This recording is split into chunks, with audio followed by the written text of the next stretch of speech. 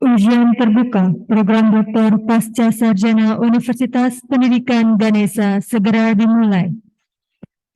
Pendus dipersilakan untuk memasuki ruang sidang dan menempati tempat yang telah disediakan.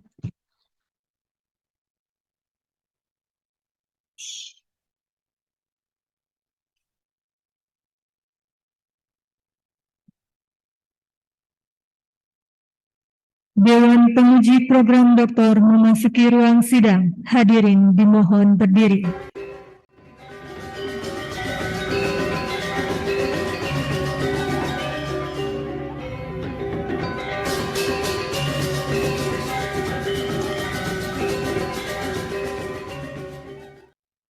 Hadirin dipersilakan untuk duduk kembali.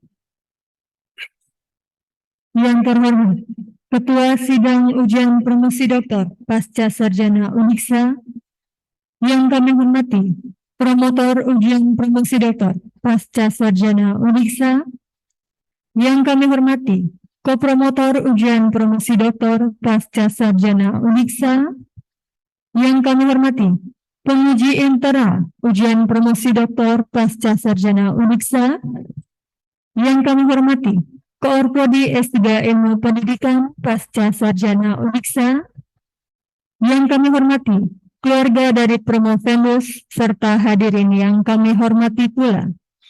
Om Swastiastu.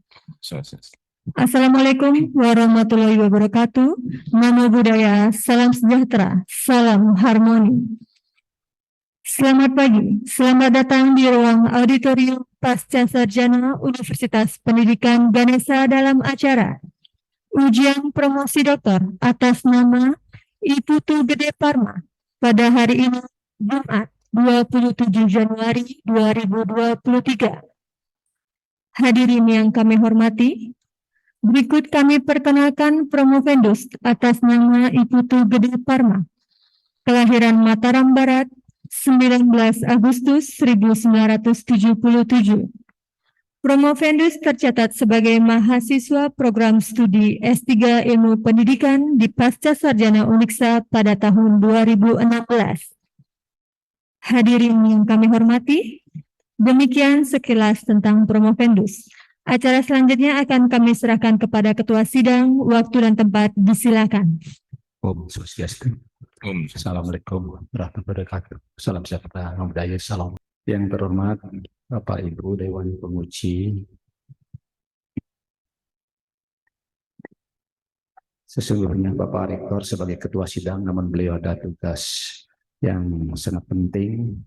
Begitu pula Pak Warek II, Prof. Ayan Lasmawan, serta Pak Dekan FE, Profesor Dr. Gede Hadi Yuniarto pada hari ini ada tugas yang sangat penting sehingga ketiga beliau itu tidak bisa hadir.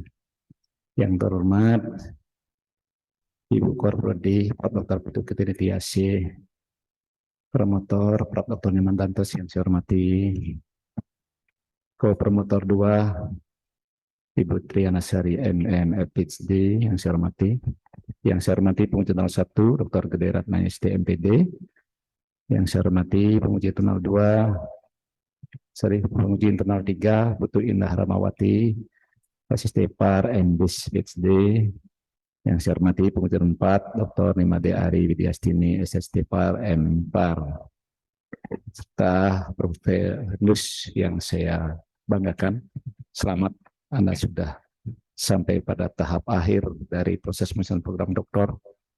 Tentunya ini atas kerja keras dan juga tidak kalah pentingnya kerja keras dari promotor dan kopromotor, dan juga dengan penuh kesabaran sehingga bisa sampai pada tahap akhir ini. Begitu pula koorprodi dosen lain yang juga barangkali ikut berkontribusi sehingga bisa pada tahap akhir ini, serta keluarga Provendus yang saya hormati, teman-teman pegawai yang saya banggakan semua. Dengan mengucapkan puji syukur kehadapan Tuhan Yang Maha Esa, Yang Widiwasa, pada hari ini Jumat 27 Januari 2023, ujian promosi doktor mahasiswa program studi S3 Ilmu Pendidikan Pasca Sarjana Universitas Pendidikan Ganesha atas nama Iputu Gede Parma dengan judul disertasi evaluasi berbasis CSE UCLA terhadap implementasi rencana tata ruang wilayah kawasan Kalibuk Novina sebagai daya tarik resort tourism di Provinsi Bali dinyatakan dimulai. Ujian terbuka atau promosi doktor pada hari ini diuji oleh Komisi Ujian dengan susunan sebagai berikut. Ketua Sidang, Bapak Rektor, Profesor Dr. Nyoman Jampal MPD, Sekretaris saya sendiri, Profesor Dr. Gusti Suharta MSI, Korprodi, Profesor Dr. Putu Katiniti SMA, Promotor Profesor Dr. Nyoman Dantes, Co-Promotor 1, Profesor Dr. Wayan Lasmawan MPD, Co-Promotor 2, Triana Sari MM MHD, Penguji 01, Dr. Gede Ratnanya STMPD, Penguji 02, Profesor Dr. Gede Adi Yuniarto SEAK MSI, Penguji 03, Putu Indah Ramawati SST Par MDis PhD, dan Penguji 04, Dr. Nimade Ari Widyastini SST Par M4. Selanjutnya, promosi ujian promosi dokter ini dilakukan dengan tata cara sebagai berikut. Pertama, presentasi atau pemaparan oleh pengurus maksimal 20 menit.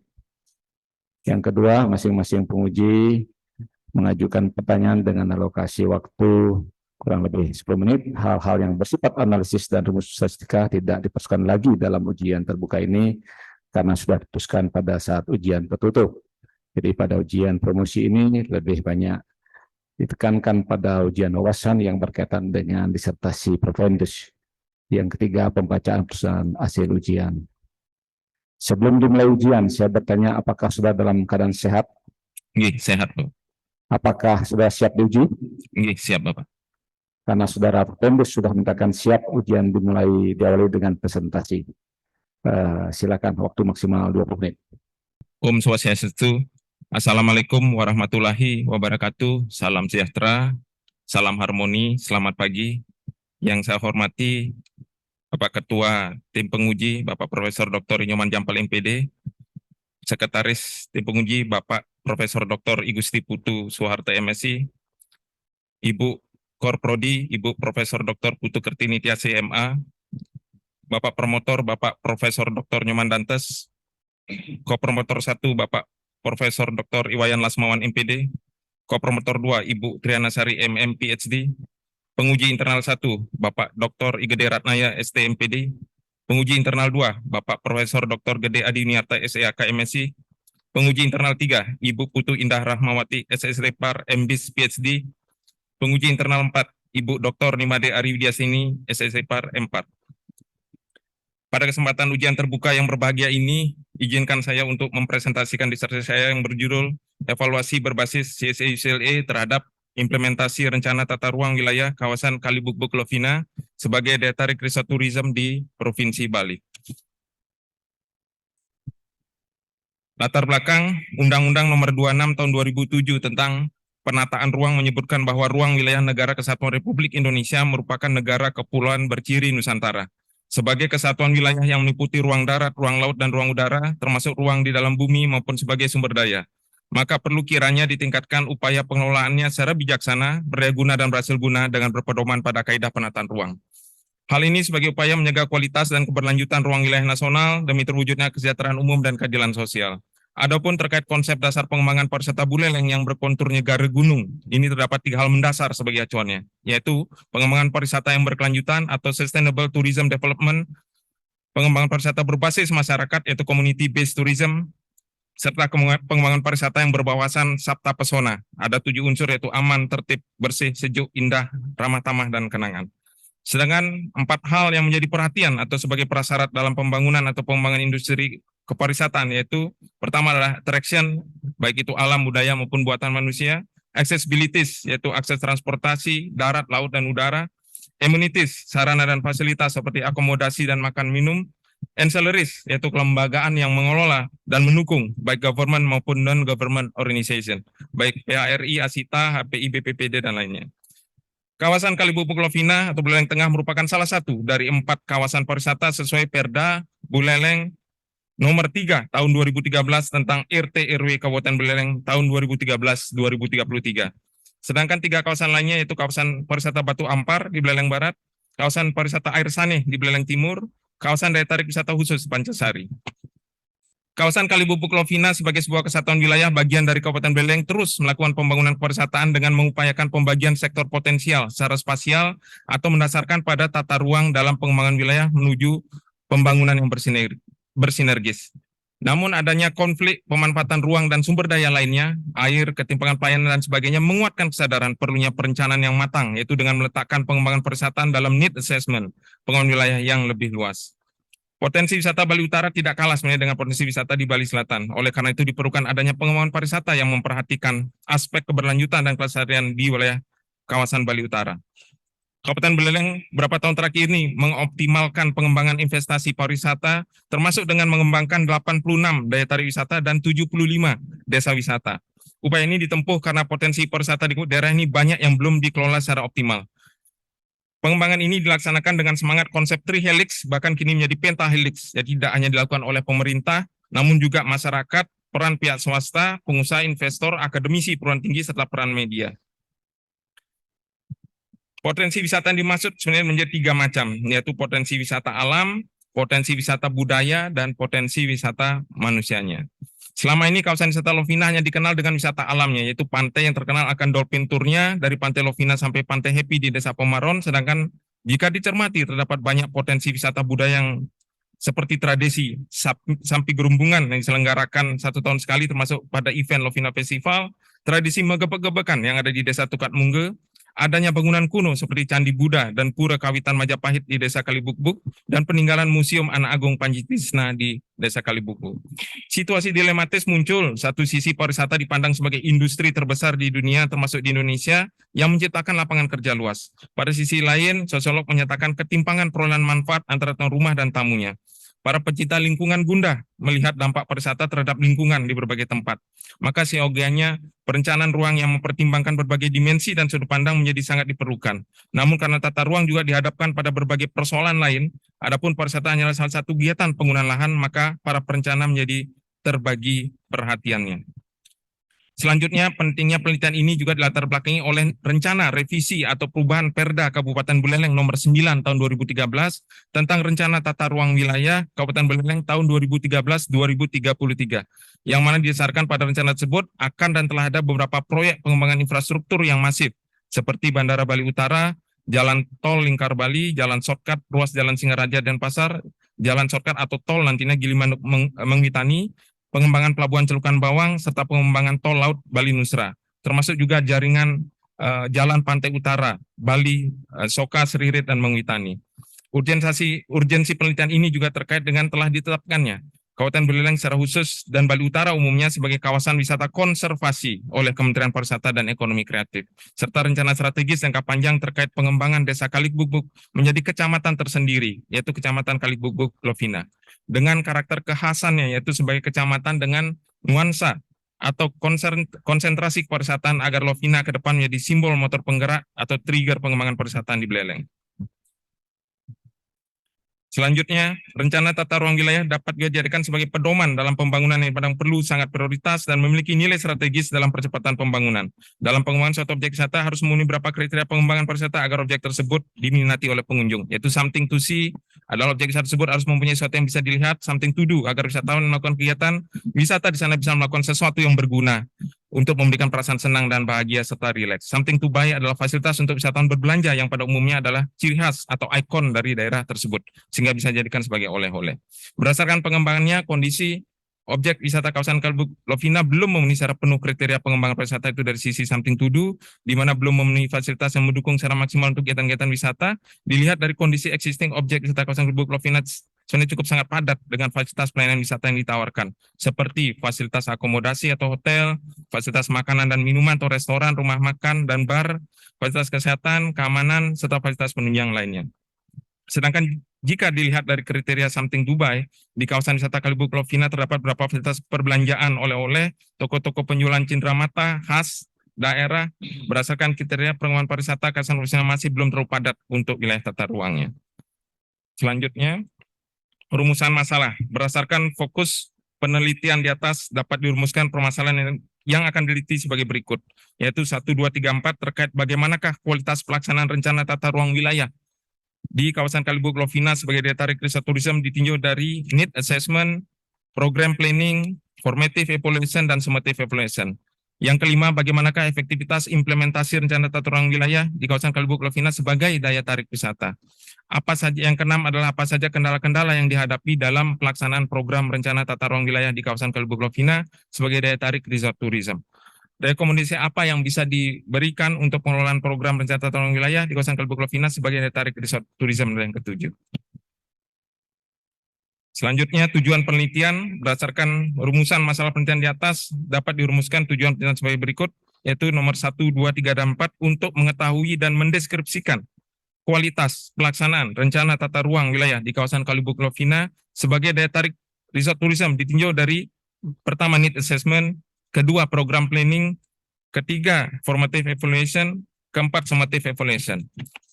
Serta poin kelima adalah untuk mengetahui dan mendeskripsikan efektivitas implementasi rencana tata ruang wilayah di kawasan Kalibu Lovina sebagai daya tarik resort tourism. Yang keenam, untuk mengetahui dan mendeskripsikan kendala-kendala yang dihadapi dalam pelaksanaan program rencana tata ruang wilayah di kawasan Kalibu Lovina sebagai daya tarik resort tourism. Yang ketujuh, merekomendasikan pengelolaan program pelaksanaan rencana tata ruang wilayah di kawasan Kalibu Lovina sebagai daya tarik resort tourism. Selanjutnya, manfaat penelitian. Suatu penelitian akan dikatakan berhasil apabila dapat memberikan kegunaan yang berarti bagi bidang yang ditelitinya. Kebaruan model CSA-UCLA ini memberikan urgensi berupa, pertama, memberikan masukan apakah suatu program dihentikan ataupun diteruskan. Kedua, memberitahukan prosedur mana yang perlu diperbaiki. Ketiga, memberitahukan strategi atau teknik yang perlu dihilangkan atau diganti. Keempat, memberikan masukan apakah program yang sama dapat diterapkan di tempat lain. Kelima, memberikan masukan dana harus dialokasikan kemana. Keenam, memberikan masukan apakah teori atau pendekatan tentang program dapat diterima atau ditolak. Secara praktis, semua penelitian ini akan dapat dijabarkan sebagai berikut. Pertama, bagi pemerintah Kabupaten Buleleng, penelitian ini diharapkan dapat bermanfaat bagi tambahan informasi dan masukan, termasuk juga bagi lembaga-lembaga yang terkait dengan pembuatan kebijakan yang berhubungan dengan perkembangan industri pariwisata di Kabupaten Buleleng. Kedua, bagi masyarakat setempat, penelitian ini diharapkan dapat merangsang keterlibatan dan keberhatian yang lebih maksimal lagi pada sektor industri pariwisata. Bagi pengembangan institusi, khususnya dalam peningkatan daya saing, dilihat dari perspektif pengembangan institusi, penelitian ini juga memberikan manfaat penting bagi pengembangan institusi, khususnya bagi Universitas Pendidikan Ganesha sebagai salah satu lembaga pendidikan tinggi negeri terkemuka. Selanjutnya, landasan teoretik, studi evaluatif merupakan suatu proses yang dilakukan dalam rangka menentukan kebijakan dengan terlebih dahulu mempertimbangkan nilai-nilai positif dan keuntungan suatu program, mempertimbangkan proses serta teknik yang telah digunakan untuk melakukan penilaian. CSA-UCLA berorientasi pada manajemen model need assessment, program planning, formative evaluation, summative evaluation. Sedangkan tata ruang merupakan wujud struktur ruang dan pola ruang. Asas tata ruang dilandaskan pada keterpaduan, keserasian, keselarasan, dan keseimbangan, keberlanjutan, keberdayagunaan, dan keberhasilgunaan. Selanjutnya, keterbukaan, kebersamaan, dan kemitraan, kepastian hukum dan keadilan, serta akuntabilitas. Selanjutnya, kerangka konsep klasifikasi penataan ruang ditegaskan dalam Undang-Undang Penataan Ruang bahwa penataan ruang diklasifikasikan berdasarkan sistem, fungsi utama kawasan, wilayah administratif, kegiatan kawasan, dan nilai strategis kawasan. Penataan ruang berdasarkan sistem terdiri atas sistem wilayah dan sistem internal perkotaan. Penataan ruang berdasarkan fungsi utama kawasan terdiri dari kawasan lindung dan kawasan budidaya. Penataan ruang berdasarkan wilayah administrasi terdiri dari atas penataan ruang wilayah nasional, penataan ruang wilayah provinsi, dan penataan ruang wilayah kabupaten atau kota. Keempat, penataan ruang berdasarkan kegiatan kawasan di atas penataan ruang kawasan perkotaan dan penataan ruang kawasan perdesaan. Kelima, penataan ruang berdasarkan nilai strategis kawasan di atas penataan ruang kawasan strategis nasional, penataan ruang kawasan strategis provinsi, dan penataan ruang kawasan strategis kabupaten kota. CSA-UCLA Evaluation Model merupakan singkatan dari CSA, yaitu Center for Study of Evaluation, sedangkan UCLA merupakan singkatan dari University of California in Los Angeles. Menurut Ari Kunturan Jabar 2010-44 mengatakan ciri dari CSA Evaluation adalah 5 tahap yang dilakukan dalam evaluasi, yaitu perencanaan, pengembangan, implementasi hasil, dan dampak sistem assessment yang memberikan informasi tentang keadaan atau posisi sistem. CSA Evaluation Model terdiri dari pertama program planning, yaitu membantu pemilihan program tertentu yang mungkin akan berhasil memenuhi kebutuhan program. Program implementation yang menyiapkan informasi apakah program sudah diperkenalkan kepada kelompok tertentu yang tepat seperti yang direncanakan. Program improvement yang memberikan informasi tentang bagaimana program berfungsi, bagaimana program bekerja atau berjalan, apakah menuju pencapaian tujuan. Adakah hal-hal atau masalah-masalah baru yang muncul tak terduga. Program certification yang keempat adalah memberi informasi tentang nilai atau guna dari program tersebut. Selanjutnya, metode penelitian. Secara metodologis, penelitian ini tergolong jenis penelitian evaluatif karena analisis yang dilakukan berdasarkan pendekatan evaluasi. Evaluasi model CC-UCLA terhadap implementasi pelaksanaan rencana tata ruang wilayah di kawasan Kalbu Lovina sebagai data registrasi turisme di Provinsi Bali merupakan suatu program dilaksanakan berdasarkan suatu kebijakan yang ditetapkan oleh Dinas Pariwisata Kabupaten. Proses pengolahan data studi evaluatif ini dikembangkan sesuai dengan kebutuhan penelitian dengan mengacu pada komponen variabelnya, yaitu need assessment, program planning, formative evaluation, dan summative evaluation. Menggunakan teknik analisis deskriptif kuantitatif, sedangkan untuk menguji kualitas program digunakan rumus uji T atau T-Browning dengan rumus sebagai berikut. T sama dengan rata kurang mu dibagi akar sigma X kuadrat dikurangi X kecil kuadrat dibagi N atau sampel dibagi N dikali N kurangi 1. Mu sama dengan akar jumlah X dibagi N. Untuk mengetahui implementasi rencana tata ruang wilayah ditinjau dari aspek need assessment, program planning, formative evaluation, summative evaluation, maka digunakan rumus efektivitas size ES sebagai berikut, yaitu efektivitas size sama dengan nilai T hitung akar 1 dibagi N atau jumlah sampel. Selanjutnya, hasil dan pembahasan rekapitulasi hasil perhitungan skor need assessment, program planning, formative evaluation, dan summative evaluation dapat dilihat pada penyajian tabel berikut itu. Selanjutnya, uji prasyarat analisis data yang digunakan dalam penelitian ini adalah uji normalitas sebaran data. Uji normalitas sebaran data pada kelompok data menggunakan SPSS 17.00 for Windows uji statistik Kolmogorov-Smirnov pada signifikansi 0,05. Berdasarkan yang ada pada slide terlihat bahwa untuk semua variabel angka statistik Kolmogorov-Smirnov lebih besar dari 0,05. Dengan demikian, maka semua sebaran data berdistribusi normal. Selanjutnya, uji Waktu kualitas. sisa 5 menit. Ya, baik.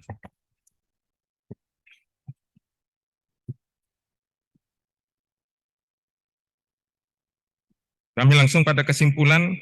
Pertama, efektivitas implementasi rencana tata ruang wilayah di kawasan Kalbu Lovina sebagai daya tarik desa turisme ditinjau dari need assessment dengan bantuan SPS 17.0 diperoleh nilai T hitung 58,57 dan efektivitas implementasi rencana tata ruang wilayah Kabupaten Kalbu Lovina sebagai daya tarik turisme ditinjau dari need assessment peroleh nilai efektivitas size 10/13 berada pada rentangan 0,8 lebih kecil dari 10/13 dengan kategori efektivitas tinggi. Berarti terdapat efektivitas implementasi rencana tata ruang wilayah di kawasan Kalbu Lovina sebagai daya tarik resort tourism. Selanjutnya, kesimpulan yang kedua, efektivitas implementasi rencana tata ruang wilayah di kawasan Kalbu Lovina sebagai daya tarik resort tourism ditinjau dari program planning dengan bantuan SPS 3.0 mendapatkan nilai T hitung 124,213 dan nilai efektivitas size IS 21,49 berada pada rentangan 0,8 lebih kecil dari 21,49 sehingga dengan kategori efektivitas tinggi. Selanjutnya, efektivitas implementasi rencana tata ruang wilayah di kawasan Kalbu Lovina sebagai daya tarik desa turisme dari formative evaluation dengan bantuan SPSS 17.00 dengan T hitung 8,85 dan nilai efektivitas size 1,53 berada pada rentangan 0,8 lebih kecil dari 1,53 dengan kategori efektivitas tinggi. Selanjutnya, yang keempat, efektivitas implementasi pelaksanaan tata ruang wilayah kawasan Kalbu Lovina sebagai daya tarik desa turisme dari summative evaluation diperoleh nilai T hitung 100,371 dan ES 17,42 pada rentangan 0,8 lebih kecil dari 17 dengan kategori efektivitas tinggi. Yang kelima, efektivitas implementasi tata ruang wilayah kawasan Kalbu Lovina sebagai daya tarik wisata dapat dilihat dari 3 parameter, yaitu optimasi tujuan interaksi antara Dinas PUTR, Pekerjaan Umum Tata Ruang dengan Kementerian Lingkungan Sekeliling. Selanjutnya, kendala-kendala yang dihadapi dalam pelaksanaan program rencana tata ruang wilayah di kawasan Kalbu Lovina yaitu permasalahan penata ruang pada umumnya meliputi permasalahan penyusunan dokumen dan pengawasannya, bagaimana kebijakan dan integritas kepala daerah, pembiayaan dan kepakaran tenaga ahli, tingkat penelitian dan sebagainya. Kedua, keberhasilan kawasan Kalbu Lovina sampai saat ini masih mengandalkan wisata alam yang dihadapkan pada beberapa persoalan. Yang ketiga, masih terbatas kemampuan untuk melakukan upaya-upaya peningkatan daya tarik wisata dengan atraksi kesenian, festival, event dan lainnya. Yang selanjutnya, implementasi dan aktualisasi dan penerapan konsep sabta pesona yang perlu juga ditingkatkan. Selanjutnya, rekomendasi untuk pengelolaan program rencana tata ruang wilayah di kawasan Kalbu Lovina sebagai daya tarik resort. Pertama, desa adat hendaknya melakukan penataan ruang berbasis masyarakat adat. Prosesnya dapat dilaksanakan dari bawah ke atas, yaitu pembuatan perarem dan atau awik-awik desa banjar adat dengan landasan hukum nasional. Kedua, meningkatkan sarana dan fasilitas kawasan wisata menggunakan pendekatan pengembangan pariwisata berkelanjutan. Berikutnya, mengoptimalkan peran dan pemberdayaan masyarakat dalam pengelolaan pariwisata yang kreatif dan inovatif serta mengoptimalkan peran berbagai media informasi. Selanjutnya, mengoptimalkan pelayanan pariwisata yang mengedepankan sabta pesona seperti aman, tertib, bersih, sejuk, indah, ramah dan kenangan serta sadar wisata. Sekian dapat kami sampaikan pula bahwa artikel kami telah terbit pada JITT, yaitu Journal for Educators, Teachers and Trainers volume 13 dalam kurung 5 tahun 2022 ISSN 1989-9572. Selanjutnya hasil penelitian kami ini akan pula dikembangkan untuk lembaga dalam bentuk penelitian dan pengabdian masyarakat yang terkait pula dengan pengembangan dan evaluasi industri kepariwisatan. Sekian dan terima kasih. Om Santi Santi Santi. Demikian presentasi dari Pak Indus, waktu yang digunakan pas 20 menit. Selanjutnya, kesempatan pertama saya berikan kepada penguji internal untuk mengajukan pertanyaan atau permintaan klarifikasi. Kesempatan pertama penguji internal 1, silakan Dr. Gede Ratnanya.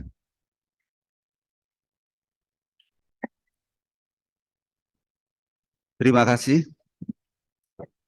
Yang terhormat Sekretaris Sidang, Prof. Dr. Gusti Putu Suwardo, yang saya hormati Bu Korprodi, Profesor Dr. Putu Gerdini Tiasi, kemudian promotor, Prof. Dr. Nyoman Dantes, lalu Ibu Triana Sari, Ibu Indah Rahmawati, dan Ibu Nimade Ari Widiastini. Saya ucapkan panganjali umat. Om Swastiastu. Om Swastiastu. Yang saya banggakan juga Prof. Indus, Pak Gede Parmo ya. Saya ucapkan selamat ya kepada Pak Gede ya. Sudah sampai pada tahapan yang terakhir, sidang terbuka. Baik, tadi saya simak Pak Gede, sajian lisannya seperti motor Honda 70 tapi kecepatan 100 km per jam. Tuh. Jadi cepat sekali sehingga agak susah kejelasan lisannya itu agak susah didengar, seperti motor 70 kecepatan 100 km per jam, jadi bunyi mesinnya yang keras, terus kemudian anginnya juga keras gitu. Tapi tidak apa. Tarik napas Pak Gede. Baik. Yang pertama, saya perlu konfirmasi Pak Gede. Nah, jadi seperti penelitian disertasi yang lain, tentunya ada hal yang unik yang bisa didapat dari hasil penelitian disertasi ini. Gitu. Nah, nanti mohon dikonfirmasi apa sih yang unik, yang membedakan dari penelitian disertasi sejenis. Itu yang pertama.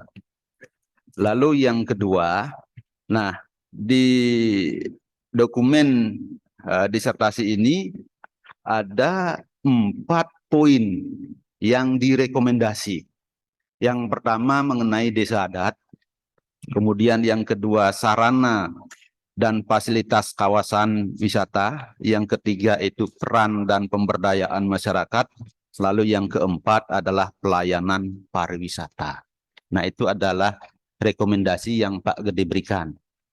Nah, apakah rekomendasi ini juga bisa disampaikan kepada atau pihak-pihak yang menangani pariwisata di Buleleng yang lainnya, seperti di Air Sani ataupun di Grogga?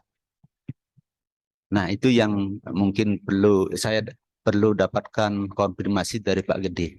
Ya, mungkin itu saja Pak Sekretaris, itu yang bisa. Ya, silakan direspon. Jadi dapat kami sampaikan di sini bahwa sebenarnya keunikan atau juga mungkin kebaruan dari penelitian ini adalah berdasarkan gambaran nyata bahwa kualitas pelaksanaan rencana tata ruang wilayah di kawasan Lubuk Lovina sebagai daya tarik resort tourism ini ya, yaitu dari need assessment, program planning dan formative evaluation ditemukan adalah efektif dengan mengedepankan kesejahteraan masyarakat secara umum serta penetapan prioritas program kegiatan pengembangan pariwisata yang meliputi pengembangan destinasi pariwisata, pengembangan kapasitas, pengembangan pemasaran dari pariwisata, dan yang terakhir program-program yang berkaitan dengan fungsi pelayanan kantor dan fungsi pengelolaan pariwisata dan budaya lainnya. Jadi ini akan menunjang dari keberhasilan pembangunan pariwisata di Kabupaten Buleleng. Jadi uniqueness-nya memang ini adalah suatu yang baru dan belum pernah dilakukan khususnya di Kabupaten Buleleng, dan mengambil salah satu kawasan inti yang kami sampaikan tadi memang secara urgensi bahwa ke depan kawasan Kalibubuk Lovina ini akan dimajukan untuk menjadi kecamatan tersendiri, dan termasuknya juga nanti di dalamnya ada revisi RT RW yang sebenarnya selesai di tahun 2033, namun ada perkembangan yang terjadi sehingga sangat urgent untuk dilakukan. Lalu untuk pertanyaan kedua, tentu saja ada perbedaan antara penelitian di kawasan Kalibubuk Lovina ini dan juga dengan di daerah lain yang tadi disampaikan oleh Bapak penguji internal Bapak Dr. Ratnaye. Tentu saja ini konturnya dibedakan dari pertama pasti atraksi yang ada di masing-masing wilayah tentu berbeda. Wilayah kawasan Kalibubuk Lovina yang mana lebih banyak sifatnya memang wisata air yang didorong, alam yang berupa air, konservasi yang merupakan juga menjadi dorongan utama dari kementerian sekarang ya. Kita mempunyai panjang pantai terpanjang di Bali yaitu 154 kilometer, tentu potensi dan atraksi beda. Lalu berikutnya juga aksesibilitas ya, dari sisi akses jaringan transportasi juga beda konturnya. Kita di kawasan Kalibubuk Lovina satu sisi memiliki kelebihan memang dilalui oleh jalan nasional sehingga akses cukup memadai, termasuk ke depan ketika akan ada nanti shortcut sudah terpenuhi semua termasuk jalan tol lingkar Bali, tentu akan lebih memudahkan dari sisi akses. Yang selanjutnya amenities ya, jadi amenitisnya adalah fasilitas, baik itu fasilitas utama maupun pendukung, tentu saja juga beda. Jadi dapat dikatakan di sini kelebihan yang ada di kawasan Kalibubuk Lovina adalah completeness atau pemenuhan dari fasilitas seperti akomodasi, makan, minum, dan sebagainya. Termasuk yang terakhir adalah dari sisi ancillaries, yaitu bagaimana organisasi government maupun non-government organization ya juga memiliki pola tersendiri dalam pengelolaannya. Termasuk di Lovina ada badan otorita tersendiri. Jadi bisa mungkin diimplementasikan tempat lain namun tidak 100%. Demikian, terima kasih. Selanjutnya saya beri kesempatan Mujib 03 Putu Indah Rahmawati. Silakan.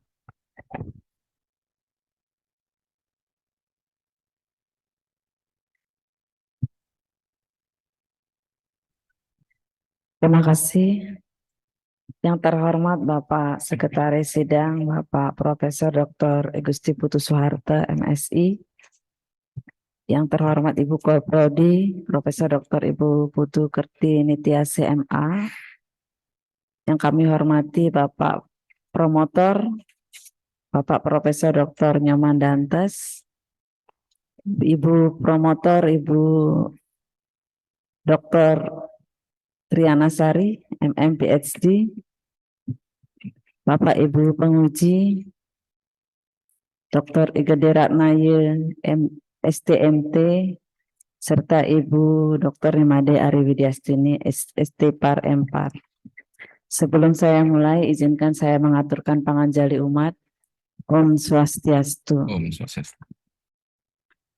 Bapak Propopendus, Bapak Ibu Tu Gede Parmu, selamat ya sudah berdiri dalam podium ini dan sudah melewati perjalanan panjang dalam penulisan disertasi ini, dan saya sangat mengapresiasi tulisan yang telah dibuat untuk kepentingan Kabupaten Buleleng. Nah, saya mencermati bahwa Bapak sudah mengkaji bahwa perencanaan di kawasan Kalibubuk Lovina ini merupakan kawasan yang sangat bagus untuk pengembangan di masa mendatang. Saya hanya ingin mengkonfirmasi karena dalam kesimpulan tadi masih hal-hal yang bersifat umum yang direkomendasikan kepada Kabupaten Buleleng.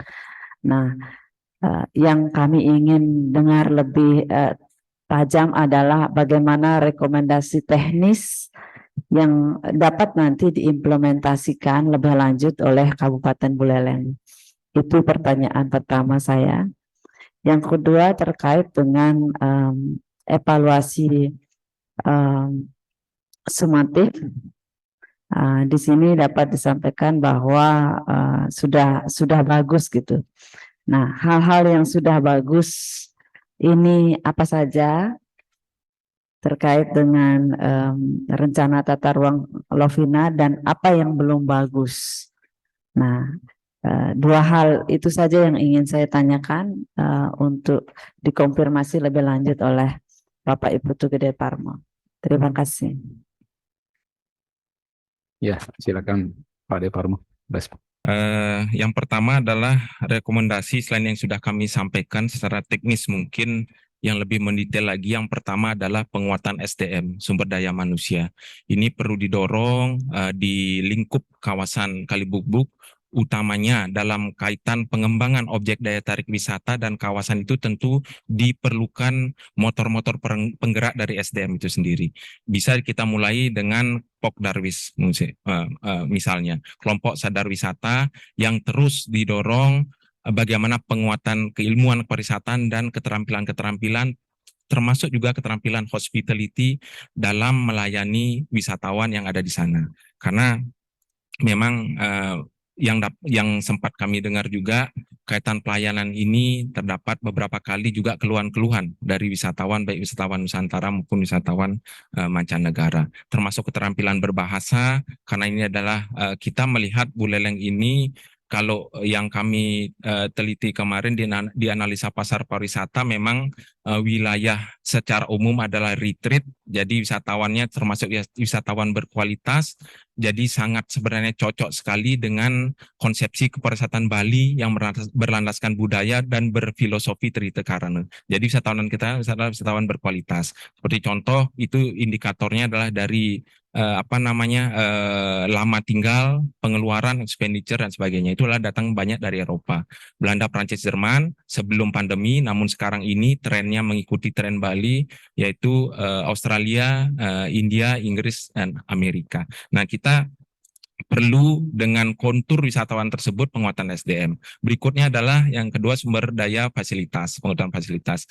Secara umum memang dari hasil yang kami dapat sudah efektif dan sudah bagus terkait tata ruang. Jadi dari perencanaan hingga pelaksanaannya, tinggal bagaimana mengembangkan ke depan. Karena kita juga tidak lepas dari kebutuhan akan wisatawan Nusantara. Kalau dari pengamatan kami pribadi seperti itu. Jadi tidak semata wisatawan mancanegara yang kita harapkan untuk datang, tapi wisatawan Nusantara. Sedangkan likeness atau kesukaan dari wisatawan Nusantara itu perlu juga kita penuhi. Mohon maaf, sebagai contoh, wisatawan banyak Nusantara datang dari Jawa seperti Jakarta, Surabaya, Bandung dan sebagainya. Mereka datang ke Bali tidak semata melihat alam ataupun budaya, cuma termasuk juga bagaimana mereka bisa tinggal lebih lama untuk bersenang-senang. Nah, mungkin yang dari dulu sebenarnya kami juga sudah sampaikan, mungkin bisa dipikirkan oleh pemerintah kabupaten termasuk juga investor pendirian mall misalnya, untuk bisa lebih kuat lagi, terkhusus berlokasi di kawasan Kalibukbuk Lovina, sehingga masa tinggal dari wisatawan itu akan bisa lebih lama di sana. Demikian mungkin pertanyaan pertama, Ibu. Nah, lalu yang kedua terkait summative evaluation, yaitu hasil dan dampak dari program. Memang ada beberapa hal yang bagus ataupun belum sih tadi kami sampaikan. Salah satunya tadi yang sempat kami sampaikan juga di awal adalah dari sisi sumber daya manusianya. Jadi bagaimana agar penduduk masyarakat lokal ini bisa aware, bisa peduli kaitan Sabta Pesona itu tadi, yaitu karena apa? Konsepsi Sabta Pesona ini adalah menasional. Jadi seharusnya diikuti, apalagi Bali sebagai laboratorium hidup pariwisata, tentu saja harusnya juga mengimplementasikan termasuk di Bali Utara. Karena harapan selalu di Bali Utara ingin sejajar dengan Bali Selatan. Tapi bagaimana bisa sejajar kalau SDM-nya kita tidak siap. Nah, ini kami melihat bagaimana peluang-peluang penguatan SDM ini agar bisa terus ditingkatkan itu. Nah, kelebihannya sebenarnya ini kami melihatnya blessing in disguise. Jadi Bali Utara ataupun Buleleng itu mungkin kondisi per hari ini masih dari sisi jumlah kunjungan wisatawan tidak terlalu ramai. Yang data kami dapatkan terakhir memang ada rebound setelah masa pandemi kemarin. dari sebelumnya hanya sekitar 50.000 wisatawan, sekarang wisatawan Nusantara itu hampir 650.000, termasuk juga wisatawan mancanegara hampir 140.000. Ini adalah rebound. Tentu perlu ada penyiapan lebih lanjut terkait fasilitas. Kita masih banyak ruang-ruang kosong, padahal sebenarnya di RT RW ini sudah jelas kawasan Kalibuk Lovina ini dipersiapkan untuk kawasan industri pariwisata. Jadi kita yaitu tadi fenomena juga hanya memiliki sekitar 12 hotel berbintang. Jadi masih ada peluang-peluang untuk investasi ke depan. Demikian Ibu Putu Indah Rahmawati PSD. Terima kasih. Terima kasih Bu Indah. Selanjutnya saya beri kesempatan Dr. Madehari Widiastini, silakan. Om Swastiastu. Om Swastiastu. Yang saya hormati Bapak Ketua Sidang, Bapak Sekretaris Sidang, Ibu Korprodi, kemudian Bapak Promotor, Bapak Kopromotor 1, Bapak Kopromotor 2, dan Bapak Ibu dari penguji internal 1, 2, 3, dan 4. Pertama, izinkan saya mengucapkan selamat kepada promotor Inggris, yaitu Bapak Ibu Putu Gede Parma yang sudah penuh perjuangan hingga akhirnya pada hari ini 27 Januari sudah bisa menyampaikan hasil karya disertasinya yang terkait dengan Kalibuk. Nah, tadi menyimak jawaban dari Pak Putu Gede Parma atas pertanyaan Ibu Putu Indah Rahmawati SSD Pak English PhD. Bapak menyebutkan bahwa pentingnya SDM. Sementara yang Bapak kaji di sini adalah RT RW. Nah, namun melihat dari saran yang Bapak tuliskan, nomor 1 sampai dengan nomor 5, itu memang lebih banyak kepada SDM. Nah, mengingat tadi juga Bapak Ibu Putu Gede Parma juga menyebutkan bahwa ada rancangan akan dibentuk satu kecamatan dengan RT RW yang akan disusun dengan mengadopsi Riparnas RT RW dari nasional dan tentunya juga Riparprov tahun 2033. Nah, mohon dikonfirmasi apa yang Bapak akan laksanakan atau sebagai bentuk luaran dari disertasi Bapak melihat kondisi yang saat ini. Dan ya, saya sebagai penguji di sini dan juga sebagai orang pariwisata setuju lebih kepada SDM.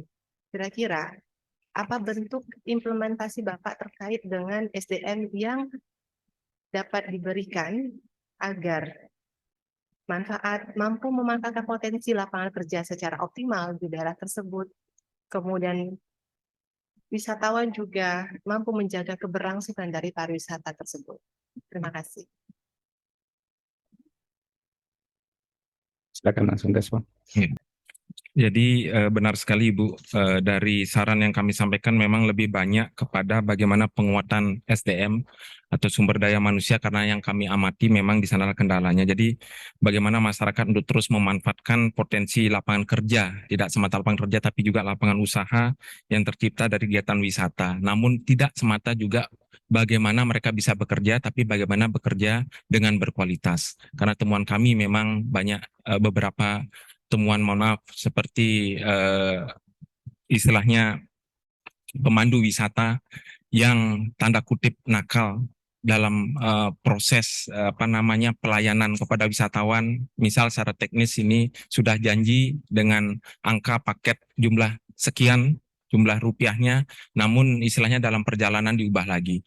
Nah, ini kami dapati juga termasuk dari teman-teman dari PHRI, Perhimpunan Hotel Restoran Indonesia, yang istilahnya banyak menyoroti hal-hal tersebut. Jadi dalam kaitan SDM ini tidak semata masyarakat lokal, tapi juga pemandu wisata yang melakukan pemanduan kegiatan wisata di Lovina. Termasuk juga temuan-temuan kami terkait SDM ini, memang SDM tidak semata dari sisi kemampuan kognitif dan juga keterampilan skill dari hospitality dan kepariwisataan, tapi juga bagaimana bekerja dengan tulus, bagaimana bekerja dengan jujur.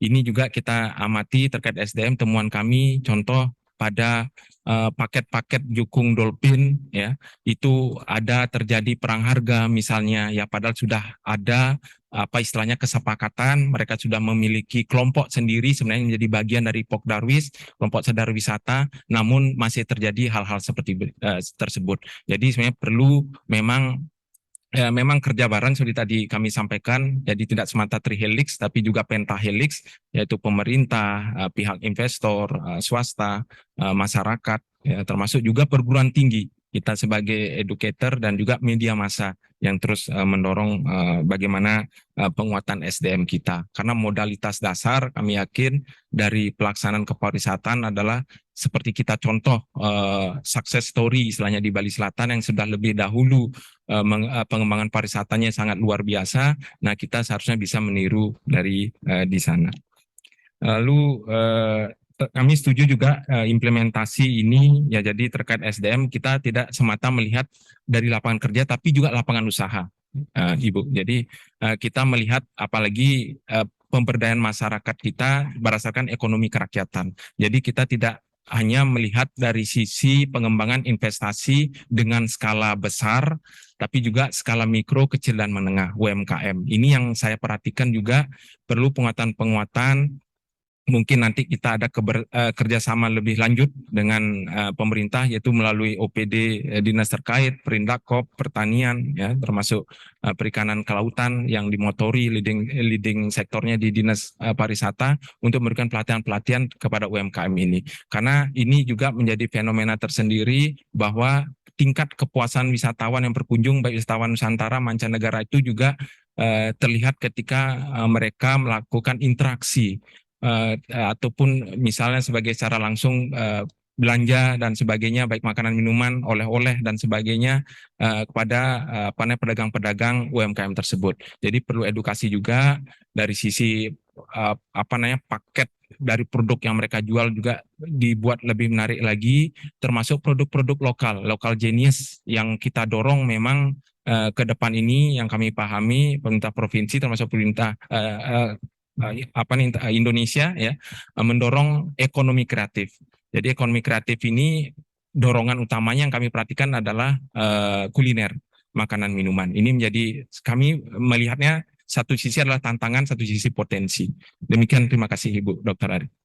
Baik, kemudian jika dilihat dari hierarki perencanaan pariwisata, turun dari Riparnas, kemudian menjadi Riparprov, kemudian menjadi Riparkab, dan rencana detail kawasan pariwisata sudah ada, rencana detail tata ruang objek wisata juga sudah ada, dan pada saat ini mungkin ini adalah sebagai visible study yang Bapak Putu Gede Parma buat. Kemudian bagaimana implementasi DED, Detail Engineering Design, dengan kolaborasi kebutuhan SDM dan rancangan tata ruang yang Bapak Putu Gede Parma hasilkan dari visible study ini. Terima kasih. Oke, baik Ibu. Jadi kami memang mendasari penelitian ini juga dari Peraturan Daerah Kabupaten Buleleng Nomor 9 Tahun 2013 tentang Rencana Tata Ruang Wilayah Kabupaten Buleleng tahun 2013-2033 yang tentu mengambil ke atas, yaitu tadi seperti Ibu sampaikan Riparnas dan provinsi. Nah, ini memang kami lihat sendiri Bapak Ibu Ari, jadi bahwa yang tertuang di sini memang belum semua terimplementasi secara maksimal. Bahkan ada tantangan-tantangan ke depan yang sebenarnya juga harus dilihat dan juga bagaimana ke depan ini menjadi perhatian pemerintah dan menjadi polemik sebenarnya di dalam pemerintah. Contoh, sebenarnya yang terbaru ini kita kan sedang rame tentang Bandara Bali Utara. Nah, Bandara Bali Utara ini sebenarnya sudah ada Ibu di RT RW di bab 2 bagian 3 pasal 6 terkait pembentukan Bandara Bali Utara. Namun yang terjadi di masyarakat ini, mohon maaf agak sedikit bergeser, ada kesan bahwa ini akan menjadi konsumsi politik karena menjelang hajatan demokrasi. Jadi setiap 5 tahun sekali akan ada hajatan demokrasi, ini muncul lagi. Ini dilihat juga bahwa harapan masyarakat Buleleng khususnya di Bali Utara ini untuk bisa memeratakan pembangunan dengan Bali Selatan harus dengan aksesibilitas, yaitu adanya bandara. Termasuk juga yang ada beberapa hal yang sebenarnya juga belum masuk tadi seperti tol Mengitani, Soka, juga yang terbaru adalah Gilimanuk. termasuk juga tol laut Nusa Tenggara ini menjadi potensi juga. Jadi dalam kaitan aksesibilitas tidak hanya darat, laut, tapi juga udara. Nah ini yang sebenarnya perlu kami perhatikan dari sisi dokumen ini Bu, dan akademi ini ada harmonisasi. Jadi ada hal-hal yang sebenarnya sudah tertuangkan, tapi belum terimplementasikan dengan jarak waktu yang sebenarnya sudah cukup lama, dan memang dari biasanya dari naskah peraturan daerah itu rasanya bukan tidak mungkin untuk dilaksanakan harmonisasi untuk menjadi naskah akademik yang nantinya mungkin ada perubahan-perubahan yang sifatnya signifikan untuk pembangunan Kabupaten Buleleng. Demikian Ibu, terima kasih. Baik, terima kasih. Selanjutnya saya beri kesempatan pada Ko2, Ibu Triana Sari, silakan. Baik, terima kasih. Om Swastiastu. Om Swastiastu. Yang terhormat Ketua Sidang, Ibu Korprodi, Bapak Promotor, Bapak dan Ibu Penguji Internal. Sama-sama saya ucapkan selamat pada Promovendus Bapak Ibu Tugede Parma, salah satu dari saudara kami di Prodi Diploma 4 Perhotelan, Pengelolaan Perhotelan. Pak Putu Gede Parma, lagi selangkah, kurang dari 1 meter ya, udah keluar dari terowongan perjalanan panjang meraih gelar doktor. Mohon izin Pak Ketua, saya bisa interaksi langsung nih, Bapak ini. Oke, Pak Putu Gede Parma, apa topik risetnya? Topik risetnya, Ya. Ibu, ini kami kan mengangkat terkait evaluasi, Bu. Evaluasi berbasis CCUCLE terhadap implementasi rencana tata ruang, Ibu. Oke, berarti nanti kalau sudah menyelesaikan studi ini, tentu Bapak akan berkiprah di dunia evaluasi tata ruang special tourism, Gitu. orang yang dikenal di bidang itu. Nah, Berusaha, Ibu. saya ingin tahu, sebelum nanti publik bertanya kepada Bapak ya, bagaimana, seperti apa gambaran penataan ruang pariwisata di lokasi penelitian Bapak? Kemudian yang kedua, seberapa penting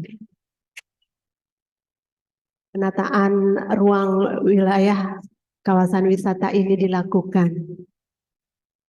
Itu saja Pak Putu Gede Parma. Jadi yang pertama berdasarkan hasil penelitian tentu diketahui gambaran nyata sebenarnya bahwa kualitas pelaksanaan rencana tata ruang wilayah di kawasan Kalibubuk Lovina ini sebagai daya tarik resort tourism ditinjau dari need assessment, program planning, formative evaluation, summative evaluation, ini adalah hasilnya sangat baik Ibu. Jadi itu yang pertama, sehingga berikutnya adalah bagaimana kita tinggal mengembangkan ke depan dengan potensi dari hasil yang kami temukan ini sudah sangat baik ya, termasuk juga tadi dari apa urgensi-urgensi yang tadi sudah kami kemukakan tadi di depan. Rasanya ini akan menjadi modalitas, menjadi amunisi untuk pengembangan ke depannya. Lalu berikutnya pertanyaan kedua, seberapa penting kami menganggap ini tentu saja sangat penting Ibu. Ini menjadi bagian juga nantinya terkait modal dasar khususnya dari konsep pentahelix itu Ibu, bahwa pemerintah yang akan menjadi motor penggerak. Ini bisa menjadi istilahnya juga menjadi gambaran untuk pemerintah dengan leading sektornya di Dinas Pariwisata, Dinas PU dan Tata Ruang, dinas-dinas terkait yang memang Buleleng ini kita sudah mendapatkan mandat Ibu dari Kementerian Pariwisata dan Ekonomi Kreatif adalah menjadi kawasan wisata secara keseluruhan konservasi. Jadi bagaimana pengembangan wisatanya itu ditekankan pada pariwisata alam.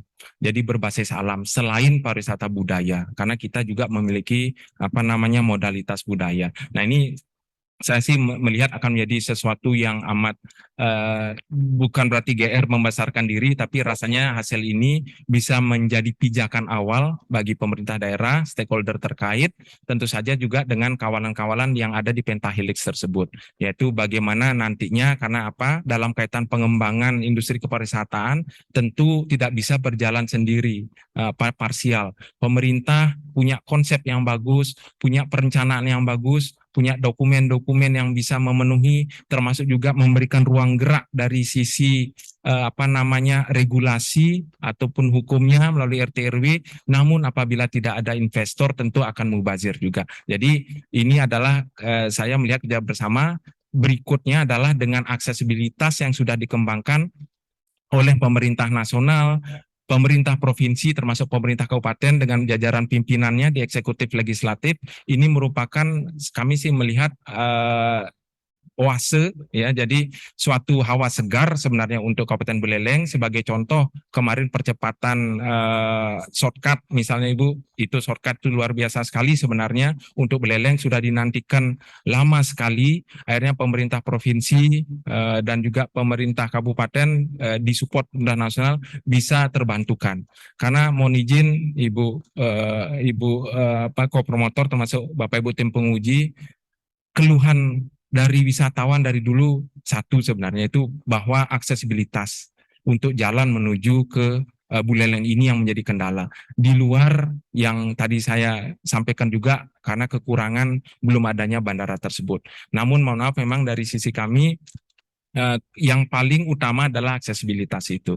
Jadi bagaimana wisatawan istilahnya yang dulu apalagi ke depan ini kita sebenarnya tidak lepas dari tantangan juga Ibu, bahwa kepadatan penduduk yang kita lihat ini setelah masa pandemi menuju endemi ini kan rebound sebenarnya, dan reboundnya ini adalah di luar bayangan sebenarnya reboundnya kita ini. Jadi tingkat kunjungan wisatawan luar biasa sekali untuk Bali ini. Kita Bali untuk wisatawan mancanegara sekitar 2,3 juta wisatawan mancanegara, dan wisatawan Nusantara itu sekitar 3,6 juta. Jadi di luar ekspektasi dan benar-benar di atas angka target sebenarnya. Nah ini sebenarnya dengan ya kita paham juga akhirnya pemerintah membuat kebijakan itu kadang perlu penyesuaian dalam waktu yang cepat.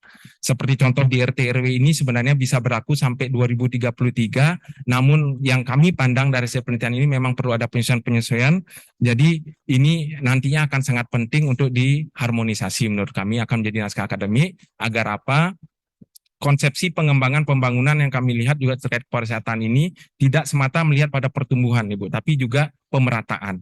Jadi bagaimana pertumbuhan tentu yang pertama, lalu pemerataan dan juga stabilitas, itu penting. Dan Buleleng ini satu sisi juga kami perhatikan Ibu, terkait juga dengan di naskah akademik bahwa kawasan RT RW ini juga memperhatikan lingkungan, tidak semata industri dalam arti luas, kepariwisataan dengan tanda kutip semena-mena memperlakukan alam dengan pembangunannya, ya. Jadi ini blessing in disguise Ibu. Blessing in disguise untuk Buleleng. Jadi ada waktu untuk kita menata, mengelola lingkungan kita, wilayah kita dengan lebih baik. 4 kawasan yang sudah disiapkan ini saya rasa juga sudah sangat bagus. Tinggal bagaimana ke depannya dalam kaitan ini, ya, bagaimana pentingnya untuk ke depan memetakan mana yang akan jadi trigger Ibu. Dan jadi trigger, dan kami memandang adalah kawasan Kali Bubuk Lovina akan menjadi triggernya Kabupaten Buleleng. Bahwa ke depan kami sih melihat ada satu dulu yang menjadi ikon utama yang nantinya bisa mengangkat objek daya tarik wisata yang ada.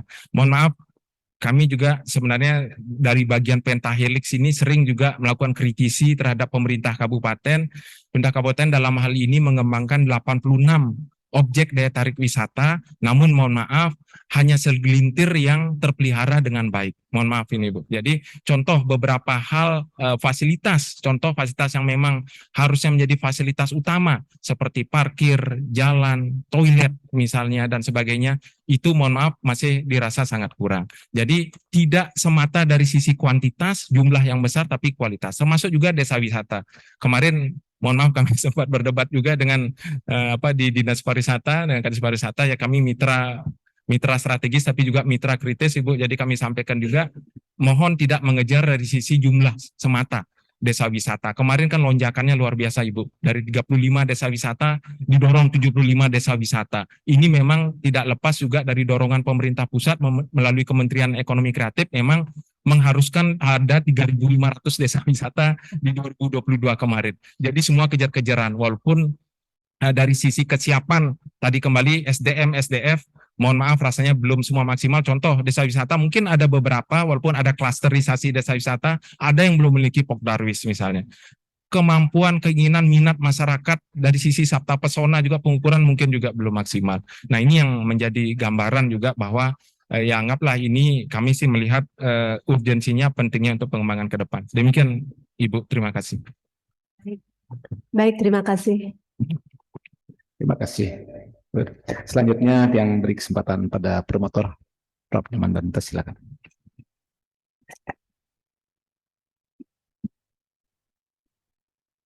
Om Swastiastu. Om Swastiastu.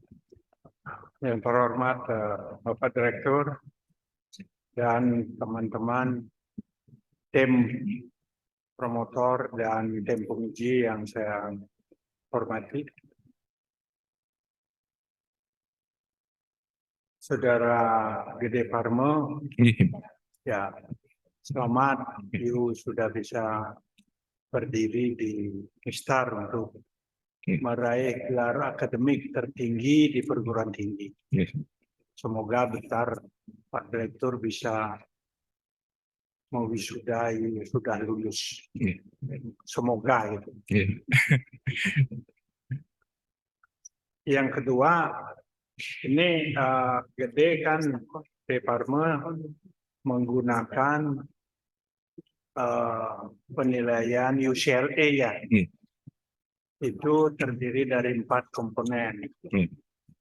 Need assessment, program planning, formative evaluation, dan summative evaluation. Di antara 4 itu, apa ada yang tidak signifikan? Kami melihatnya semua signifikan. Nah, kalau demikian, berarti tidak perlu dibina lagi Lufina itu ya? Masih perlu kami rasa Bapak. Apa kaitan signifikan penelitiannya Pak Gede dengan harus ada pembinaan di sana? Ini terkait kami melihat tantangan ke depan Bapak. Jadi kita mendapatkan memang signifikan, sangat baik, namun juga melihat tantangan urgensi yang seperti tadi kami sampaikan, mohon izin, jadi tantangan-tantangan ini yang rasanya memang perlu dijawab untuk bisa dikembangkan lebih lanjut, Bapak. Dari sempat tidak Pak Gede Parmo untuk menelusuri kualitatifnya? Ini kan kuantitatif ini. Kualitatifnya ada yang pas signifikannya, mungkin ada hampir-hampir tidak gitu. Secara kualitatif seperti umpamanya tidak jadinya bandara, lalu tol laut tidak jadi, dan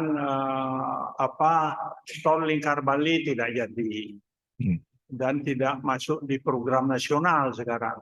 Itu pasti sudah kalau Kabupaten Buleleng tidak akan mungkin melakukan itu. Apa tidak sempat secara kualitatif meneliti hal tersebut? Baik Bapak, memang tidak secara penuh, namun dari pengamatan kami, dari penelitian selama ini kami melakukan observasi di lapangan, secara kualitatif memang ada beberapa hal yang perlu menjadi perhatian Bapak, dengan tadi disampaikan memang yang terbaru sekali contoh Bandara Bali Utara, ketika kita mengharapkan adanya jumlah kunjungan wisatawan yang lebih banyak lagi, namun rencana pembangunan Bandara Bali Utara di stop ya, karena di Parnas juga sudah tidak dilanjutkan lagi. Tentu akan ada penyesuaian ke depan terkait yang kami perhatikan tentu dari sisi kualitas wisatawannya Bapak. Jadi kalau seperti itu, dari 4 aspek itu yang mana sebenarnya tidak perfect gitu? Dari 4 aspek itu. Mungkin kami perhatikan dari formative evaluation-nya Bapak. Jadi dari bagaimana keterlaksanaan program tersebut yang telah dirancang di RT RW ini Bapak.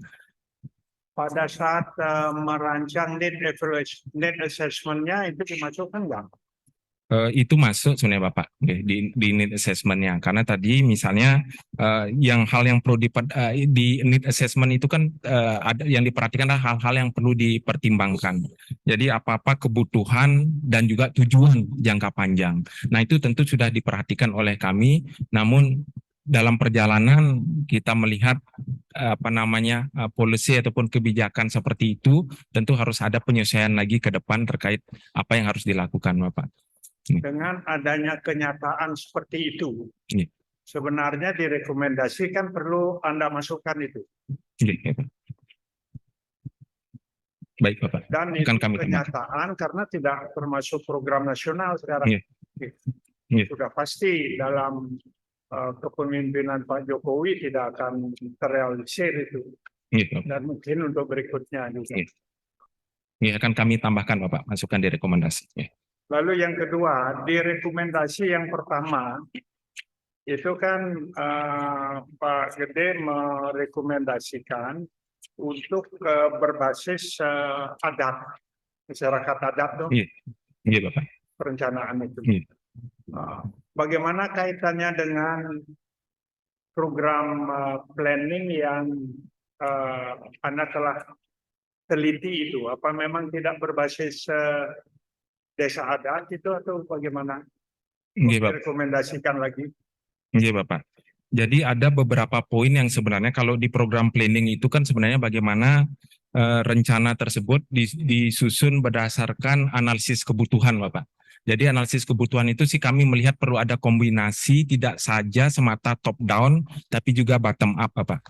Jadi top down-nya mungkin sudah terlahirkan istilahnya RT RW ini, walaupun dalam proses dari RT RW tentu sudah melalui proses yang demikian panjang, termasuk juga masukan-masukan dari publik, masukan-masukan dari masyarakat setempat.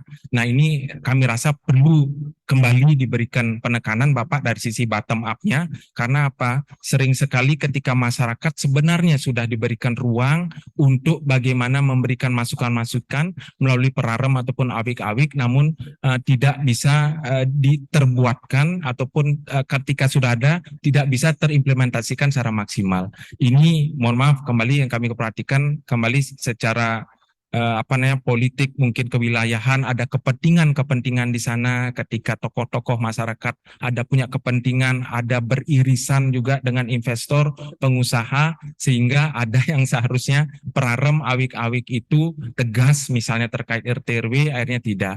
Beberapa hal yang mungkin temuan kami mohon izin Bapak Prof seperti sempadan pantai misalnya, kalau kita tegas terkait sempadan pantai seharusnya 100 meter itu bukan semata dari air laut surut, tapi dari air laut pasang. Jadi sebenarnya jauh sekali jaraknya. Namun yang terjadi seperti itu. Termasuk juga beberapa yang kami perhatikan di kawasan Kalibubuk Lovina ini, ya satu sisi mohon maaf sekali karena dari sisi ekonomi mungkin kemampuan sebenarnya tidak hanya diisi oleh industri hotel restoran ataupun kafe makan minuman, tapi juga perumahan, Bapak, masyarakat. Jadi agak sulit sebenarnya juga ketika kita peraturan ini berbenturan juga dengan masyarakat.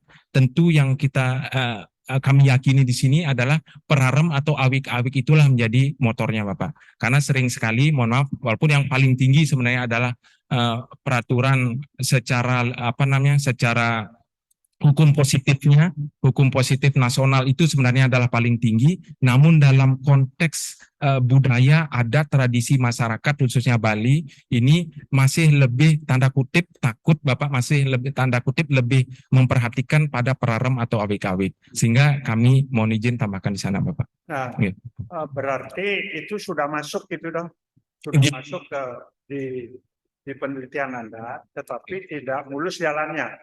Bapak, demikian, Bapak. Dengan tidak mulus jalannya itu yang harus direkomendasikan. Siap, Bapak. Bukan pendekatan adatnya. Jadi untuk bisa mempercepat kesuksesan pendekatan itu, apa yang harus dilakukan? Itu yang direkomendasikan. Siap, Bapak. Akan kami tambahkan, Bapak. Ya, saya rasa itu beberapa hal yang diperhatikan dengan serius ya. Bapak. Siap. Silakan, Pak. Matur suwun semua, Bapak. Semua. Selanjutnya silakan Ibu Kotrodi. Matur suksma Pak Direktur sebagai Ketua Sidang. Om Swastiastu. Om Swastiastu. Salam sejahtera untuk kita semua. Salam harmoni. Pertama-tama sebagai Korprodi izinkan saya mengucapkan selamat pada Pak Departemen karena sebentar saja rasanya Pak Gede sudah bisa menyandang predikat doktor Dan kalau tidak salah, Pak Gede adalah doktor ke-56 di S3 Ilmu Pendidikan. Ini sangat membanggakan bagi Prodi dan kemudian bagi pasca sarjana. Selanjutnya sebagai Korprodi saya mengucapkan terima kasih kepada promotor, co-promotor 1 dan 2, Bapak Profesor Dr. Noman Dantes, Prof. Lasmawan sebagai Co1 dan Bu Trianasari MM PhD yang sudah memberikan bimbingan pada Pak Gede Parme sehingga Pak Gede ada pada kondisi saat ini ya bisa berdiri di podium untuk mempromosikan dirinya sebagai dokter.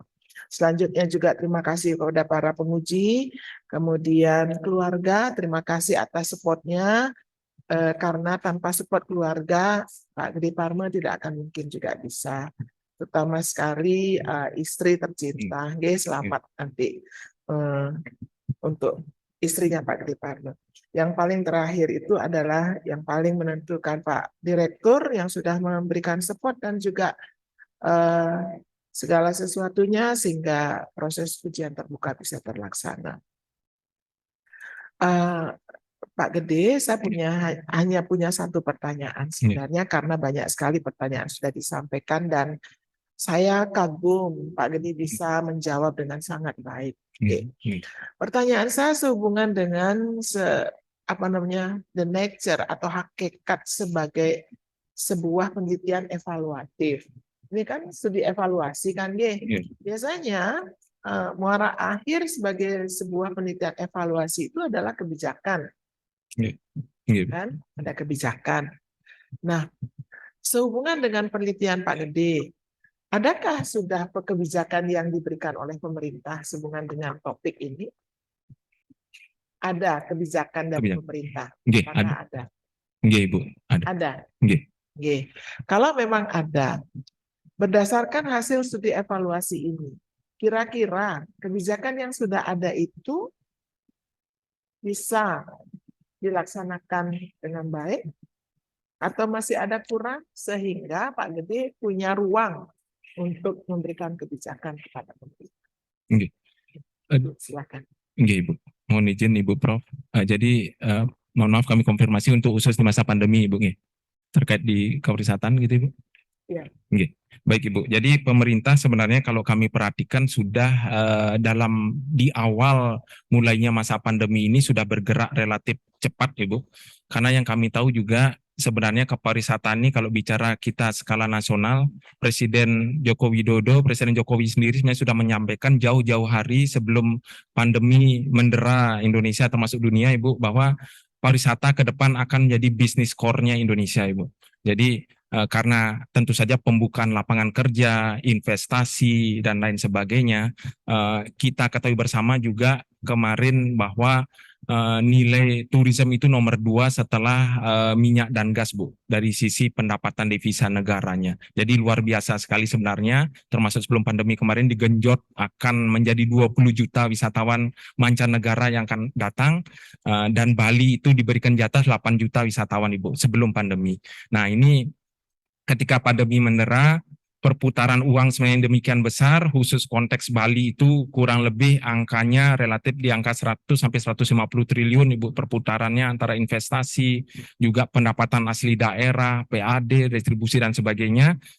Ini tiba-tiba berkurang demikian besar, Bali itu bahkan terkontraksi minus pertumbuhan ekonominya sempat pada triwulan ketiga kalau salah di awal itu minus 12%, secara rata itu minus 6%, kemudian Buleleng itu sebenarnya Bu mohon izin blessing in disguise juga sebenarnya dalam konteks pengembangan pariwisataan, karena motor penggerak dari pertumbuhan ekonomi Buleleng itu tidak ditekankan pada pariwisata Ibu. Jadi yang pertama adalah pertanian, kedua adalah perdagangan dan jasa, ketiganya baru pariwisata. Jadi kemarin blessing in disguise minus 3% hanya Kabupaten Buleleng ketika pandemi. Nah jadi mohon maaf saya berikan gambaran di depan, demikian luar biasanya pergerakan ekonomi, walaupun sebenarnya pembangunan pariwisata itu kalau kita bicara konsepnya adalah sustainable sustainable tourism, Ibu.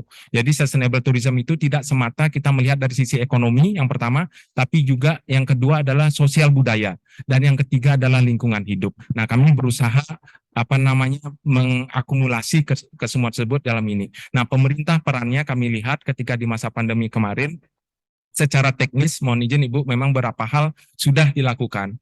Pertama, misalnya di sektor industri pariwisata itu mewajibkan setiap industri pariwisata, objek daya tarik wisata, industri hotel, restoran, semua segala untuk memiliki sertifikat CHSE, Bu.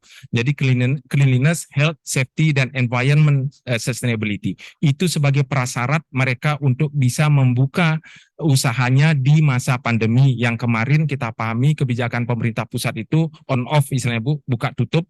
Jadi kadang dibuka pintunya, kadang ditutup, kadang diketatkan. Ya syukur sekarang kita istilahnya akan menuju endemi ini PPKM sudah Bapak Presiden sudah resmi juga membuka, itu sudah dilaksanakan. Nah, termasuk juga berapa bantuan, Bu, kepada pihak dari perbankan terkait restrukturisasi pinjaman, Bu, kepada debitur kredit. Ini sudah dirasakan, kebetulan kami juga menjadi bagian di PHRI, teman-teman merasakan sekali.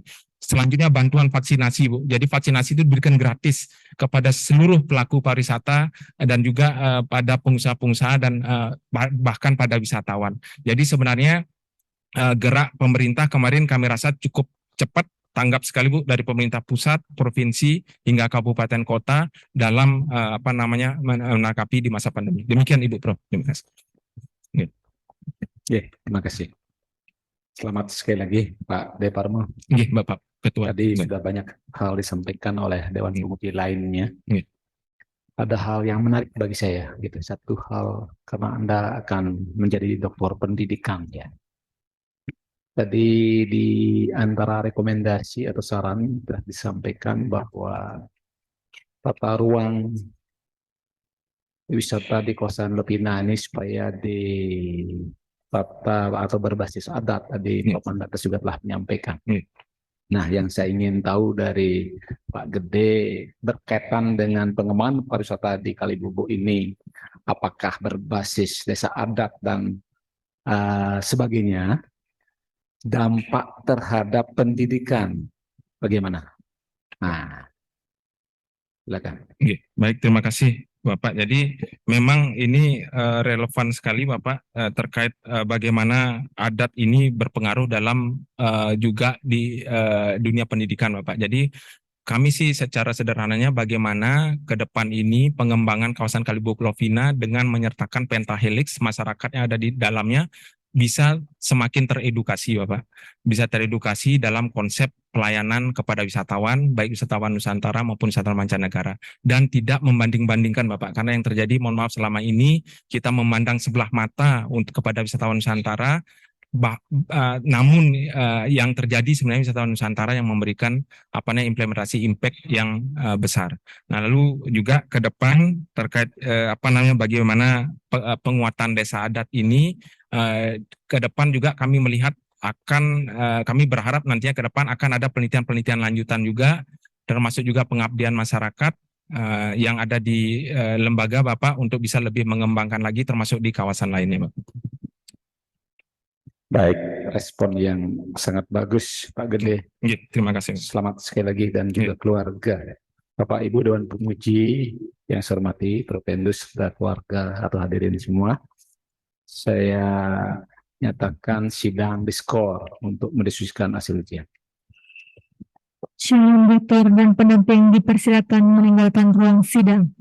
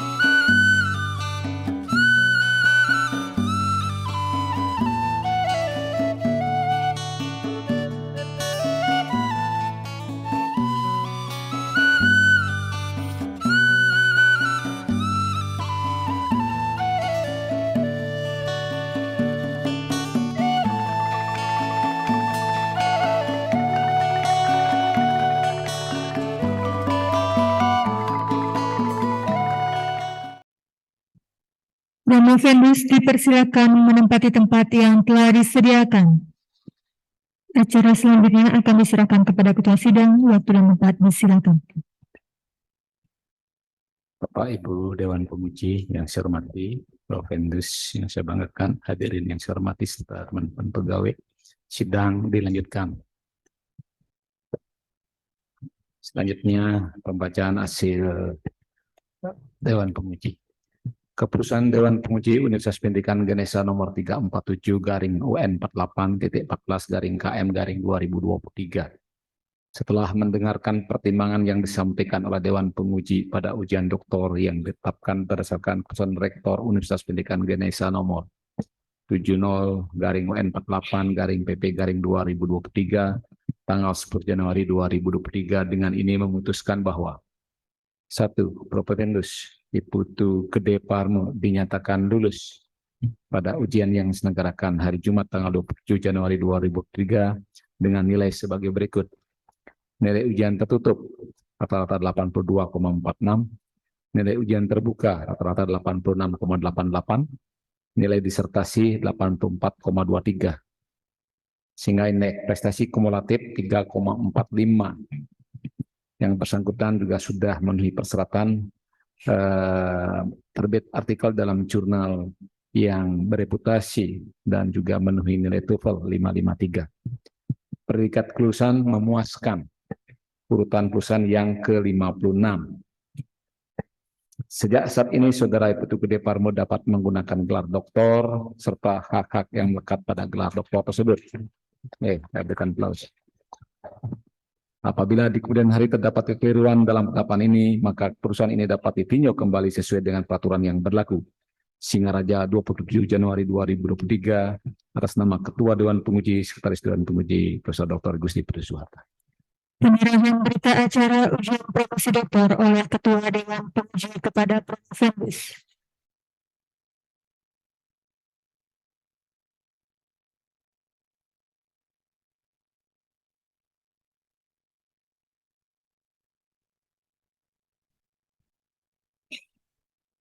Selanjutnya, kami persilahkan Bapak Promotor untuk memberikan pesan-pesan akademik kepada Dr. Iputu Gede Parmo, SST Par M4. Silakan. Terima kasih Pak Direktur. Om Swastiastu. Om Swastiastu. Sebelum saya memberikan pesan akademik kepada Pak Gede Parmo, saya bacakan riwayat singkatnya sekali yang saya ketahui, karena di abstraknya ini tidak diisi gitu. Beliau itu lahir di Mataram, ini Mataram Barat pada 19 Agustus 1977. Berarti umur sekarang 46 tahun. Ya, umur mencapai doktor 46 tahun, ya istilah Balinya manis batu lah gitu. Dicegot juga tidak bisa gitu. Memiliki, semoga saya tidak salah, memiliki satu istri. Dan saat ini hadir. Semoga dalam waktu cepat, dalam waktu yang singkat, beliau dikaruniai putra dengan tercapainya gelar doktor sekarang. Gelar doktor yang dicapai sekarang merupakan awal dari penderitaan baru, Pak. Ini akhir penderitaan untuk menyusun disertasi. Sekarang awal penderitaan tuntutan sebagai dosen nanti. Di jurnal, buat buku, dan lain sebagainya. Nah, saran akademik saya, dari apa yang Pak Gede sudah lalui sekarang, dengan berbagai permasalahan yang dihadapi, jadi untuk mencapai gelar doktor itu tidak gampang. Dan ini adalah tahun ke-7 hampir-hampir sudah di jurang gitu. Karena itu hanya 7 tahun maksimal seorang S3. Kalau lewat dia itu akan DO. Maka itu sering saya tekan untuk datang, konsultasi dan lain sebagainya. Semoga dengan penderitaan akademik dalam tanda petik itu memberikan satu penguatan motivasi untuk berbenah dan meningkatkan diri secara akademik. Sehingga apa yang Pak Gede dapatkan sekarang bisa disumbangkan kepada generasi berikutnya. Karena itu adalah merupakan satu dimensi aksiologi keilmuan yang Anda capai sekarang. Aksiologi keilmuan itu semoga mendatangkan kebahagiaan bagi berbagai pihak, termasuk Anda sendiri. Ya, yang paling bisa memaknai secara akademik adalah promovendus sendiri, jadi Pak Gede sendiri yang sudah doktor sekarang, untuk memberikan bimbingan kepada generasi berikutnya supaya bisa lebih melaju itu.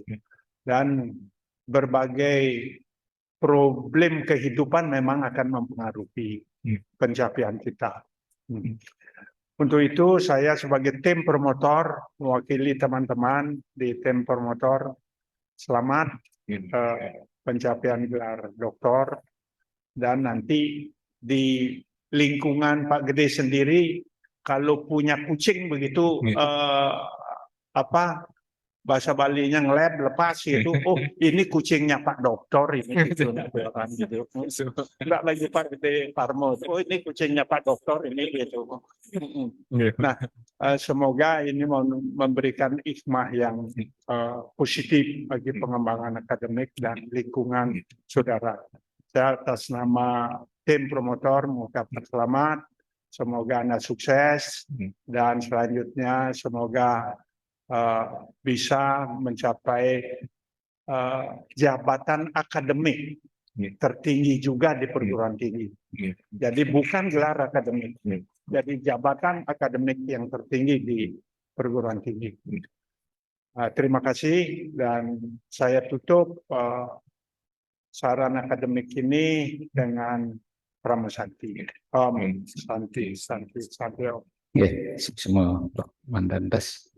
Saya sambung, sejak saat ini istrinya dipanggil jadi Bu Doktor. Siapa, Pak? Ya, tadi sudah disampaikan banyak hal berkaitan dengan pesan-pesan akademik. Jadi saya selaku direktur tentunya sangat berharap Pak Ade terus berkarya. Tidak selesai sampai di sini. Capaian doktor ini, apalagi dalam situasi saat ini baru awal. Baru sangat awal. Jadi harus banyak hal Pak Ade lakukan ke depan, baik dalam bidang penelitian, pengabdian masyarakat, maupun pelaksanaan pendidikan. Tadi beliau sudah menyampaikan harapan lebih lanjutnya ini demi lembaga, bukan kepentingan pribadi atau keluarga semata-mata, adalah agar bisa mencapai jenjang akademik atau jabatan akademik tertinggi, yaitu profesor.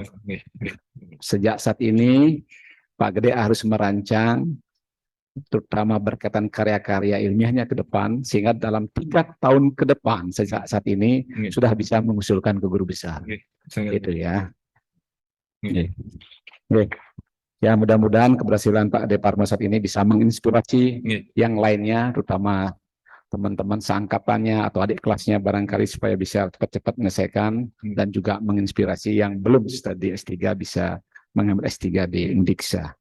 Bapak Ibu yang saya hormati, Dewan Penguji, sekali lagi kami ucapkan terima kasih yang sebesar-besarnya sudah dari pagi dengan penuh kesabaran bersama-sama untuk melaksanakan ujian ini sehingga bisa berjalan dengan sangat lancar.